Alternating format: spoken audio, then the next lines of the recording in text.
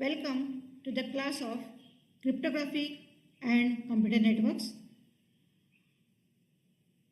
For the particular course, we are having one of the prerequisite as the computer networks, but another important aspect that we need to go for, which is the number theory. This is another prerequisite what we should go for. Of course, we have gone for certain concepts in our school days, but we need to revise those, and the revision is in terms of the computer mathematics and the codes what we are using for the representation of your numbers with the computer background. One of the functions says that it's a modular arithmetic. It says that you need to have certain period which goes for the end of the cycle and start of the new cycle again. That is the circular arithmetic, which is very helpful for your addition, multiplication and so on. There is another idea of divisor, division, dividend, remainder. This basic idea we need to enforce for the integer numbers itself.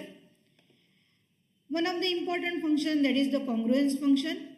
That congruence function will allow you to have two separate numbers which can get acted upon by a function where the result is the same. So obviously, if we go for the reverse operation of the function, there is no need to find out a single number. So even if any cryptographic algorithm gets hacked, there is no chance to find out a single number itself. So that will definitely help you to find out or involve such numbers for the functions itself. One more function which we are very familiar with, which is the greatest common divisor. We are very much conversant for having the calculation over the paper. But if we are able to go for certain computer program to find out some common divisor, then definitely we can work with very large numbers, and those large numbers are important for the work of your cryptographic algorithm. To continue with the modular arithmetic, now we are having the modular operator. We are very common with the function a mod n, where we need to go, or we are able to find out the remainder where a is divided by value n. Of course, we are working with integer value itself. Now, if we go for the congruence function, as discussed earlier, if I have a notational idea in a way that if a is congruent with b mod a, this is a special operator for your congruence function. Now, for this particular function, it says that if I have two numbers a or b, and if I operate with the mod of n function, it gives me the same remainder. For example, if I have 100 which is congruent to 34 mod of 11, so I can work I can separate it out as 100 mod 11 is equal to 34 mod 11. So 100 mod 11, definitely the value is 1. 34 mod 11, again the value is 1. So I can write it down as the 100 is the congruent for the 34 with the function of mod with the n, that is value 11. Now, of course, the remainder or the residue, what we are going for some positive residue, positive integer number, and that should be the smallest number. So if I again go for having the relational idea for the a, which is equivalent to, because we are going for the mod of n with some quotient, integer quotient, then some value which can be added to equalize the equation, that value is called as the remainder. So in that case, if a is 11, if n is taken as the 7, now in that case 7 ones are, q is taken as the smallest quotient. So 7 ones are 7 plus 4, that plus 4 allows to equalize here for the value 11, so that I can claim that the 4 is the remainder. So why we have just twisted that particular equation? So far we are conversant with the remainder. But this particular equation is very important if we are able to work with some negative numbers. So instead of 11, if I go for the a is equal to minus 11, n is still equal to 7. So when we go for finding out, go for some value, maybe minus 7 or minus 14. So minus 14 is somewhat closer to your minus 11. So I'll just give here q is equal to 2. So I can say that 7 multiplied by minus 2, which is equal to say minus 47. Minus 47, if we want to result into the minus 11, so we need to have here the addition for 3. So I can give here the equation with plus 3, and that will satisfy minus 11 is equal to minus 14 plus 3. So 3 is the remainder. So here you can find it out as the 3 is the remainder, and that is very, very important calculation. Many of the times we may make some mistake while having the negative numbers and finding out the remainders. Now starting with the divisor, say it's a non-zero number b which divides some value a. So again the quotient may be some n or m. So a is equal to mb. For of course we are working with the integers. So b divides a with no remainder. That is, it is completely divisible. So b is completely divisible if we want to say. So in a way we can have a write-up, or we can have this bar as the notational significance. So we can say that if the divisors or divisors are there, so if example is taken as the 24, so for 24, 1, 2, 3, 4, 6, 8, 12 and 24, these are giving the complete division. That means there is no remainder at all. So we are familiar with this particular calculation. Now once we are going for the modulo calculation, say this is for the example as the addition. Say addition is carried out. I have just created one grid. Across the grid, say I have a columns for the 0, 1, 2, 3 up to 7, and the rows for again for 0, 1, 2, 3 up to 7. So I'll just go for the column plus row, column plus row, or for example 3 plus 1 is equal to 4, or 7 plus 1 is equal to 0. Why I am taking 0? Because I am working with the modulo 8. So modulo 8 will work from the 0, 1, 2, 3 up to 7, and after 7 again it will be 0, then 1, then 2. For example, if we go upon the calculation 3 plus 6, it will go for 9. So 9 will be equal to 1. Okay. So according to this, we need to have the modular arithmetic. That arithmetic operations are called as the clock arithmetic, as mentioned earlier. So we need to go for some finite number for the calculation, and we need to involve certain loop, because this is giving me some modular arithmetic. That arithmetic may be for the addition purpose, maybe for the multiplication purpose, or even for certain modular functions we can have the implementation of the same. Now before moving to further calculation, I would like to go for certain reduction, or rather you may call upon as the expansion as well. So suppose I have a additive factors for any specific number. Suppose a number is given and that number is divided as the a plus b. So if I want to go for the a plus b and having the operation of the mod of n over this, then I need to have the expansion that a mod n, which can be written here, plus b mod n. So this is one of the bracket we can say. Most of the time we feel that this is sufficient calculation, but this is not sufficient, because as the addition is there and that addition may result into the value which is beyond the particular end limit, that is the right hand limit of your particular values. So you need to go for again, that is the mod operation. So it will be the nested calculation, a mod n plus b mod n, entire operation goes for the mod of n. So this is very important idea we need to implement. With this one, suppose I have some remainders where the 0 to n minus 1 may be the possible remainders.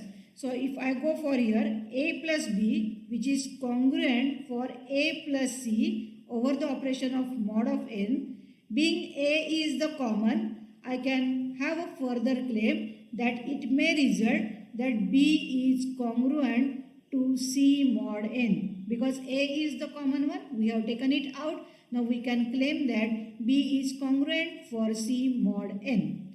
But if we apply the same logic for the multiplication it is slightly different, that if I have a multiplication for these two values, that is a multiplied by b, which is congruent for the a multiplied by c, where a is taken as the congruent, these are the common values, then I cannot say that b is congruent to c mod n, but I can claim that b is congruent for c mod n if and only if that the value a is relatively prime to number n. So when we want to go for the relatively prime, consider that particular relation, then we need to find out that GCD of a n should be equal to n. So in that case, we require GCD calculation for the first time for this particular value, and many of the times we go for the number and the factors of the number in terms of the multiplication of two values, where these two values will result into a single value. So coming further with the GCD, so GCD of two values is C if C is divisor of both of the values A and B. Okay, that is very simple idea. And any divisor of A and B is of course is the divisor of C. So for example, I can say that GCD of two numbers 60 and 24. So it comes out as the 12. Most of the time, if no common factors are there, if only one is the common factor, then definitely we can claim that these two numbers are relatively prime. So for example, if 8 and 15, these two values are there, so there is no common divisor for these two values. So obviously we can claim that only a single value, which is 1, which is the common one. So we can claim that 8 and 15 are relatively prime numbers. So accordingly, I can go for some of the rules which can be taken as the thumb rules for the calculation of the GCD. So if GCD of two numbers are there, GCD of a comma b, that is definitely, or it is assumed that is the GCD of two absolute numbers. So you cannot go for the GCD calculation of negative number. You need to take the absolute value of this one. That is the first assumption. The second assumption when we go for, that is if GCD of two numbers are there, then even if you swap the position of the numbers, then doesn't matter, it will give you the same result. So GCD of a comma b is equivalent to the GCD of b comma a. There is another thumb rule which is very important, that GCD of some value, that is the non-zero value and a 0 is there, that results into the value itself, that is the absolute value itself. That means if any value which is greater than or equal to 0, and if any other value which is non-zero value, then if we are going for the GCD of a comma b, that goes to further expansion in a loop, that it is equal to GCD of second value b comma a mod b. So if this is the equation, if you go for implementation of this equation, possibly this will allow you to form certain instruction for your algorithm, computer algorithm. We'll just try to go for one of the example, say GCD of 55 comma 22. So according to this equation, this is equivalent to GCD of b, which is 22 comma a mod 22, that is 55 mod 22. So in that case, it becomes that GCD of 22 and GCD of 11, because 55 mod 22 goes for the result as the 11. So I can claim that GCD of 55 comma 22 goes for GCD of 22 11. This again can be implemented in a recursion method for the loop. So that is equivalent to GCD of b, now b is 11, and 22 mod 11, which is the value 0. So it is GCD of 11 comma 0, which goes for the idea GCD of a comma 0, it gives me the value 11. So ultimately GCD of 55 comma 22 is resulting into the value 11. The same thing you can calculate here for the GCD 18 12. So GCD of b comma 18 mod 12, which is 6, that is equivalent to GCD of b 6 comma 12 mod 6. So ultimately it gives me the result as the 6, and you can have the further calculation. For calculation of the GCD, we are having the well-known Euclidean algorithm. As I said, that is the recursive algorithm. We can call it again within itself. So that is said that it is the efficient way. So we are having here idea, that is one of the assumption that A is greater than B, which is greater than 0. So we are working only with the positive integer numbers. So it is giving me GCD of AB is equal to GCD of B comma A mod B. So you can have such type of the algorithm write up. But of course this algorithm can be given with some another idea where we can say that if a number is equal to some quotient multiplied by some value plus remainder is taken. Say this is for the first iteration. For the next iteration, the value B1 can be taken as the left hand side value for your equation and the remainder can be taken it as the value here. Of course, this particular calculation is, or we can able to understand with one of the example. So this example gives me the GCD of two large numbers. Actually, these are not too large, but for having the manual calculation, we may feel that these are the larger values. And once we are able to understand the calculation with these large value, definitely we can again further move for the very high or the large values. So if I say that A, B are the two values, so A is taken here is equal to B plus remainder. So in a way, if I find it out in a idea, so I can write it down as the quotient multiplied by B1 plus remainder is equal to A1, and that B1 is taken for the next value itself. So in a way, I can write it down, that is the first value A1 is equal to B1 plus some remainder. You need to find out that remainder.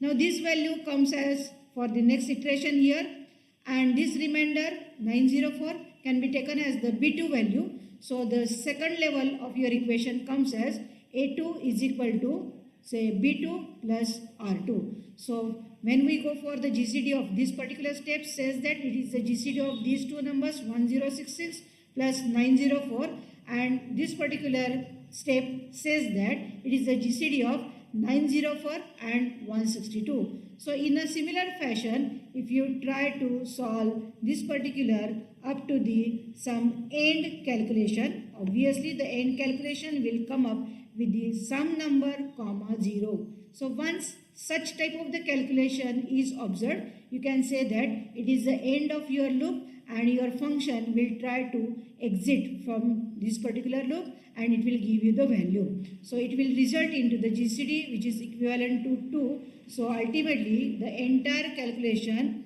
with these many of the steps will result into a single GCD, and that is equivalent to 2.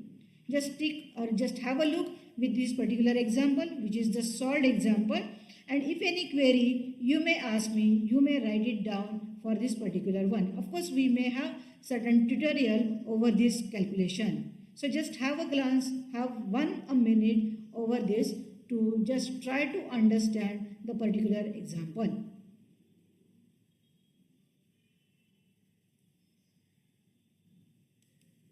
So we hope that from this particular GCD calculation, now there is one more operation which can be called as the mod operation. So far we have taken very simple plain mod operations. I am going for the another function. So in a say that A mod n we already calculated, but suppose if my number is represented in the form of A with some power of B, then A is for B times we need to have the calculation for a number and then mod value is taken. So obviously for this one again we are having one say algorithm here where you can start or you can initialize your sum, and from 1 to B value, which is the power, you can have the updation for your sum values. That sum is your C, and you can calculate the ultimate value for your sum, which is giving you the result for A raised to B mod of n. So obviously again I will have one solved example. So A raised to B mod of n, if I take it out here, so for the value what we are carried out in a previous slide, this is the reference of the previous slide. So we can find it out for C multiplied by A mod of n for how many times? It is from 1 to b times. If you are going for the calculation, then ultimately those many steps will allow you to have a result, and that result is equivalent to 28. So this particular calculation is very important, of course, with some huge numbers in your particular cryptographic algorithm. So we need to have certain practice with certain calculations here. So we will have a dedicated tutorial for this one using Euclidean algorithm. Of course, you need to write down some program that will definitely help you a lot. You need to find out GCD of two numbers. One example, second example, third example. You may find that even if you are having the range of your value, that is the integer value, which may have a range of minus 32,000 to plus 32,000. So what will be the limitation with your calculation? If your say current computer is sufficient to work for this one, which programming language you are using for this one, all those matter a lot. There is a separate toolbox which is useful for the cryptographic functions. I'll give you a certain idea of this particular toolbox afterwards. It is named as SAGE, S-A-G-E. But right now you can use any programming language which you are able to calculate with these two numbers and get a result for this one. Verify with few of the numbers and then ultimately make it as if it is your ready-made function. So as you can go for some mod calculation also, go for two examples as some of the simple examples for the calculation. Once you are say conversant with this calculation, you can move further. Of course, we are having certain tutorials, but if any research is to be carried out with some cryptographic algorithm, the complexity of the algorithm is very important. So many of the times we try to write down the algorithm so that we need to minimize the complexity of the algorithm. But in computer algorithm, if the cryptography is considered, we need to go for increasing the crypt complexity. Okay, that is some another issue, but right now I'll ask you to go for certain observations. For those observations, you may have the calculation of a GCD numbers, not exactly what you have carried out for the tutorial. You may go for some high numbers and you can plot a graph. You can have x-axis, you can have the y-axis. You can find out some floating point operations or some instructions or the instruction cycles which are required or which are used by the CPU. So how much is the consumption of your CPU for the calculation? You need to find it out. Of course, this particular idea is very helpful when we go for finding out some side channel attacks. There are certain kind of the attacks which may involve your computer and the involvement of your computer for the execution purpose. So in that case, how much computation time or how much computation space is involved, you may find it out. You can do that. How many computations are there? You can plot in one of the axis. On the other axis, you can take two values for the having the mod operation, maybe 2 digit, or you may have 3 digit or 3 digit, or you may have 15 digit or even 15 digit, or otherwise you can say that you can keep one fixed value and the other is suppose one value is 2 digit, then you can try for the 3 digit, 4 digit, 5 digit, or even some multiple digit, and accordingly try to go for finding or plotting the graph, and how the graph is changing. It will indicate you that how much is the consumption for your particular computation, and that definitely will allow you that how many rounds of iterations are carried out. Say there is one application in DES algorithm, data encryption standard, where total 16 rounds are used for the computation purpose. Those 16 rounds, if we go for some side channel attack, then definitely we are able to understand how many rounds are there for the computation. So if any person who is very conversant with all those mathematical operations may find out that okay, what is the computation is carried out, and with this particular computation the person may be able to understand what exactly are the numbers involved. So we need to make certain confusion over this particular calculation. So confusion, I am using this as one of the technical term. I'll let you know what exactly is the confusion. But before this, if possible, go for having the trying for such graphs, which will help you a lot. And definitely these are it will create some interest if we are going to undertake some research assignment which is related to your cryptography and related literature. So I think this is sufficient for GCD calculation and say basic computations, and we will come or will continue further with next portion of your number theory. So by this time, please try to work with this particular assignment or particular tutorial. And of course, if any question, you may come to me or you may write it to me back. Okay, thank you.